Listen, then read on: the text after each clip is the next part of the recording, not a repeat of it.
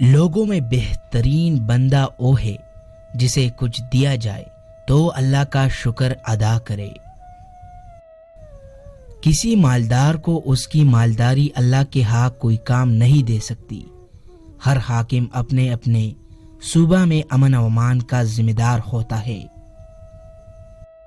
خیر کا سکھانے والا بندہ سیکھنے والا اجر میں برابر ہے۔ ہمیشہ علم حاصل کرنے میں جدوجہد کرتے رہو۔ اپنے مال میں سے اپنے بے سرو سامانی کے دن کے لیے قرض دو۔ میں نے اچھی طرح تیرنا نہیں جانا، اس لیے میں غرق ہونے سے ڈرتا ہوں۔ اپنی صحت کو ایسی آزمائش کے آنے سے پہلے غنیمت سمجھ جیسے بندے دور نہ کر سکتے ہو۔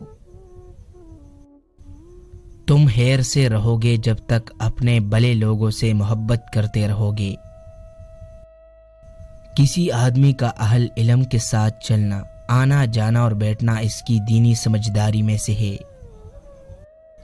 اے مالدارو، اپنے مالوں کو اپنے چمڑوں پر ٹھنڈا کر لو، اس سے پہلے کہ ہم اور تم اس میں برابر ہو جائے۔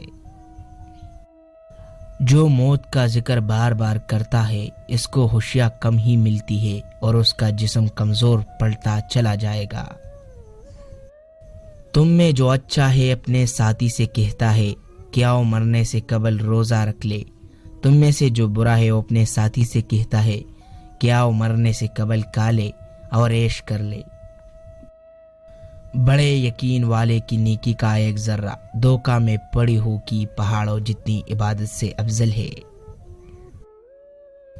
خیر یہ نہیں کہ تیرے مال اولاد کثرت سے ہو، بلکہ خیر یہ ہے کہ تیرا علم بڑا ہو، عمل زیادہ ہو اور اللہ کی عبادت میں لوگوں سے مقابلہ کرے۔